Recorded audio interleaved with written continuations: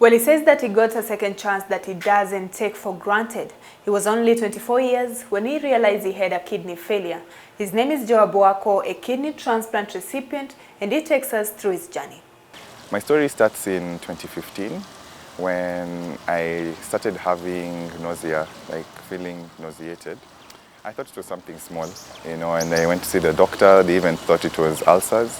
I was given some medication, and then I went home, took the medicine, and I didn't feel any better. So now, in fact, I got very weak. I thought that maybe it's an extreme case of something in my stomach. And I go back to another doctor, and they tell me that, hey, here, your blood count, because now HB is very low. So they do a test, and they find out my HB was 3.8. So I was told, hey, there's something even seriously wrong here, because for your blood count to become 3.8, it's something more serious. So they do more tests, and they find out that my kidneys have failed. Yeah, in fact, that I was rushed to the ICU because of that. So on reaching the ICU, they tell me that I'm the youngest person in the ICU, and that they have to stabilize me because now my condition has been, it's so severe that they have to stabilize and get my electrolytes, because the kidney controls the electrolytes. It controls the potassium, sodium, and phosphorus. So they're so badly out that I needed to stay in ICU for the night. So they start doing the tests, and they find out that it's chronic, it's not acute, because there are two main types of kidney disease, chronic and acute. Acute is now your kidneys might wake up again and then you're fine. Chronic is the one that now, over time, your kidneys are damaged so much that they never come back. So they do the test, and they tell me they think it's chronic and that I need to do dialysis. And at that time, it's so difficult, when a doctor tells you that your kidneys have failed. So they take me into the theater to put a catheter now for dialysis. So they put the catheter, and I started dialysis. And at that time, I still couldn't believe that my kidneys have failed completely. And the only option I had, because I was young, I was 24 at the time, they tell me that it's going to be either a kidney transplant or dialysis. Those are the two options that we have. Everything stops, you can't even think straight, because now when the doctor tells you this is for the rest of your life, at that moment in the hospital room, you can't imagine.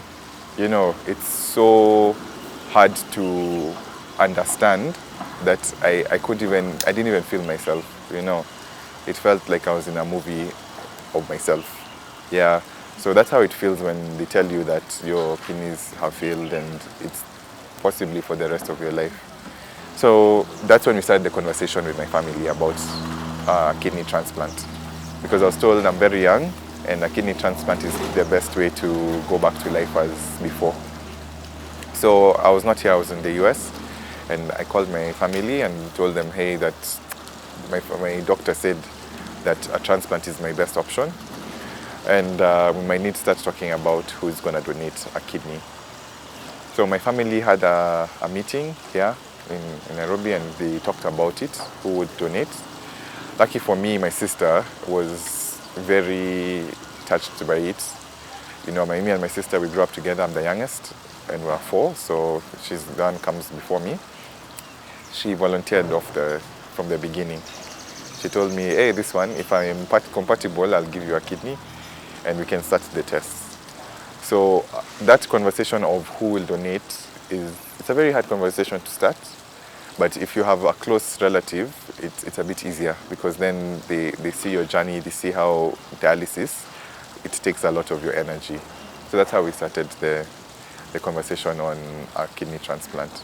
And started doing now the transplant tests. So other than being healthy, like the whole body check, you have to do a test known as HLA. HLA stands for, it's like for your immunity, basically, yeah. So they check that my immunity and my donors are compatible, because sometimes you meant to be healthy, but then you're not compatible with your donor. Yeah, it's like my body will start fighting a kidney. So we do that test, and we're okay. We're given the go-ahead, and then they set a date for when you go with your donor to a council. It's like called an ethics committee. And that day I remember when we woke up early and were taken to, it's a court really, taken to the court, and it's many of you. So all the patients who are doing a transplant are taken together in a bus. So all your cases are heard by the ethics committee to make sure that your donor is not being forced to donate. Because remember, organ donation is about giving freely. It's about giving to help. You know, it's not to sell your organ, or no one should force you to donate. So they now take the donor to the room independently, and me independently, to make sure that there's no forcing. I'm not paying her nothing, or him, the donor. So once they do that interview, you realize that this is a serious thing. First of all, yeah, it has to be under the free will of the person. No one has forced them. So when they realize and they confirm that no one has been coerced or bribed or anything, they give you the go-ahead to do the transplant. And once we passed that, the next day we went for surgery, and it was a 4-hour surgery for each, so I think it was about 8 hours in total. And when I woke up, I had the transplant.